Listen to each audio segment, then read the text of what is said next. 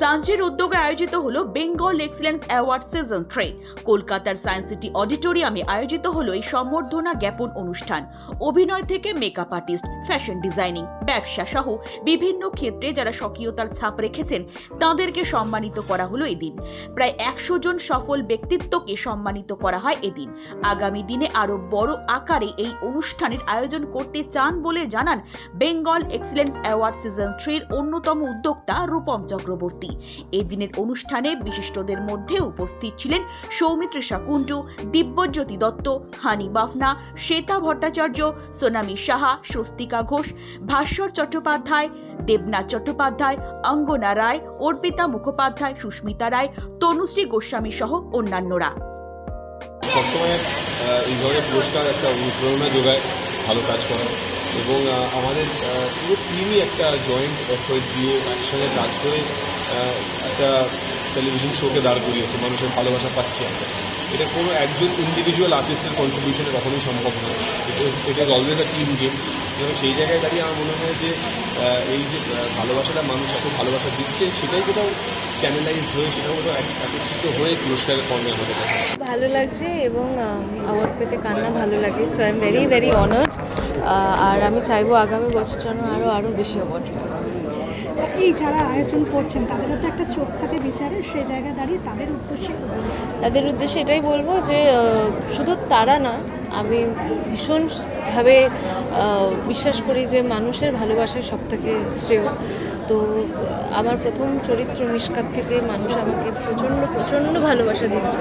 তো যখন মানুষ ভালোবাসা দেয় না, তখন যারা যারা মেকার্স বা যারা যারা অ্যাওয়ার্ডস ডিসাইড করে, তারা বাধ্য হয় মানুষের ভালোবাসাকে ভালোবাসা দিতে। So I am very very honoured. খুব ভালো লাগছে এই পুরস্কার হাতে উঠে এসেছে গীতা এলএলবির জন্য, যেটা আমার কাছে খুব দামি এবং প্রিয় একটা চরিত্র।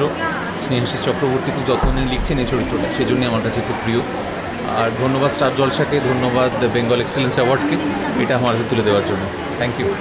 আগামী দিনের ভাবনা কি শুরু হয়ে গেল? মানে কিসের পুরস্কার পেতে তো সকলেরই ভালো লাগে, আর যারা আয়োজক তারাও সেইভাবেই সিলেক্ট করে। সেই জায়গা ধরে তোমার কি আরও নতুন কিছু ভাবনা রয়েছে, মানে যার জন্য তুমি আবার এটা পুরস্কার পাবো কিনা এটা একমাত্র যারা দিচ্ছে তারা বলতে পারবে। আমার হাতে নেই। আমার হাতে হচ্ছে ভালো কাজ করে যাওয়া। আগামী দিনে অবশ্যই কিছু ভালো কাজ আসছে, এখন দেখা যাক কতটা ভালো করতে পারে যাতে এরকম আবার হাতে আসতে পারে। অ্যাওয়ার্ড পেতে কান্না ভালো লাগে, খুব ভালো লাগছে। বেঙ্গল এক্সেলেন্স অ্যাওয়ার্ড সিজন 3 আমাকে যোগ্য মনে করেছে, এটাই আমার খুব ভালো লাগছে। আমার অনেক চেনা পরিচিত মুখও আছে, তো তাদের সঙ্গে দেখা হবে, তো ভেরি এক্সাইটেড, খুব ভালো লাগছে। অবাঙালি কিন্তু বাঙালিভাবে সাজতে আমার খুব ভালো লাগে, তো তাই সেজেছি। আর অতি অবশ্যই বলি, এই সাজটা মানে এই ডিজাইনটা জয় করেছে, জয় অনির্বাণ হারাপ্পা, সবাই জানে, অনেকে কেনাকাটি করে, তো যারা এখনও কেনাকাটি করেনি তারা করতে পারে। এই ডিজাইনটা ওদেরই, তো ভালো লাগছে কি আমাকে, মানে না লাগলেও বলো, কারণ হারাপ্পার যেন সেল হয়। Thank you. খুব অল্প সময়ে অনেকটা ভালোবাসা পেয়ে গেছি, মানে সবে 3 সপ্তাহ মতো এপিসোড হয়েছে। এত ভালোবাসা পাবো, এত আন্তরিকতা পাবো আমি ভাবতে পারিনি। So thank you so much দর্শকদের বলছি। কিন্তু এর থেকেও বেশি ভালোবাসতে হবে, কারণ এর থেকেও অনেক বেটার আরও মানে চমকদার এপিসোডস আছে। তো সবাই দেখতে থাকুন আর ভালোবাসতে থাকুন। ভালো লাগছে। আর আর্টিস্টদের তো সেটাই না যে অ্যাওয়ার্ড, কোনো স্বীকৃতি, কোনো সম্মান পেলে সবসময় ভালো লাগে, এটাও ভালো লাগছে। আর এবছর আমি এখানে স্পেশাল গেস্ট হতে পেরেছি এবং অনেক মানুষের সাথে দেখা হবে। আস্তে আস্তে শুনলাম বাংলাদেশের 2 জন এসে উপস্থিত হয়েছেন এবং আমার জন্য অপেক্ষা করছেন, তারা ট্রেন ধরবে। আর এখনও যে এত ভালোবাসা পাচ্ছি, তো সেটার জন্য আমি ভীষণভাবে কৃতজ্ঞ সবার কাছে। Thank you. অডিয়েন্স অফকোর্স, যাদের জন্য যেটুকু যে জায়গায় দাঁড়িয়ে আছি তাদের জন্যই তো সব।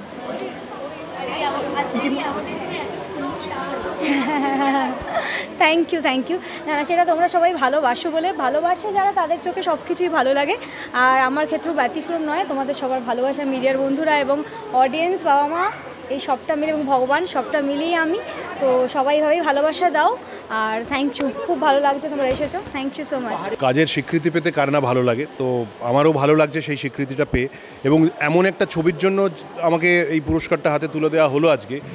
নয়ন রহস্য, শ্রী সন্দীপ রায়ের একদম নতুন ছবি, সবে হল থেকে গেছে আর কি, 63 দিন টানা হলে ছিল। এবং সবসময় এই রকম একটা ছবিতে যে চরিত্রটা আমি করেছি মানুষের ভালো লেগেছে বলেই কোথাও একটা এনারাও মনে করেছেন যে স্বীকৃতি দেওয়া দরকার। তো সেই জায়গা থেকে দাঁড়িয়ে খুব ভালো লাগছে এমন একটা ছবির জন্য আমাকে পুরস্কৃত করার জন্য আজকে। আমরা শহরকেন্দ্রিক কাজ করি, যদিও আমি নিজেও মফস্বলে থাকি হাওড়া জেলায়, কিন্তু এনারা যেটা করেন ভালো লাগে সেটা হচ্ছে শুধু শহরকেন্দ্রিক মানুষকেই তাদের কাজের স্বীকৃতি দেন না, মফস্বল থেকে মানুষজনকে নিয়ে আসেন, সে মেকআপ আর্টিস্ট হোক, আমার মতো অভিনেতা হোক বা অন্যান্য যে কোনো ফিল্ডেই হোক, তাদেরকে নিয়ে এসে তাদেরকে তাদের কাজের পুরস্কার দেন, স্বীকৃতি দেন। এটা একটা বড় কাজ, সবাই পারে না সবসময় এটা করতে। অনেক সময় সাধ্য থাকলেও তাদের কুলোয় না, আবার অনেক কিছু থাকলে সাধ্য হয় না আর কি, যার মনের ইচ্ছে হয় না। তো সেইটা দুটো মেলমিশ হয়ে এনারা প্রতি বছর এটা নিয়ে বোধহয় 3 বছর ওনারা করছেন এই এক্সেলেন্স অ্যাওয়ার্ডটা। এক্সেলেন্স মানেই আমরা জানি যে যার নিজের ক্ষেত্রে এক্সেলেন্স, সেই জন্যই এই অ্যাওয়ার্ডটা পাওয়া তাদের। অবশ্যই মফস্বলের মানুষদের জন্য এটা একটা খুব ভালো প্ল্যাটফর্ম, তাদেরকে সুযোগ দিচ্ছে, কাজের জায়গা বাড়বে আগামী দিনে আশা করি তাদের।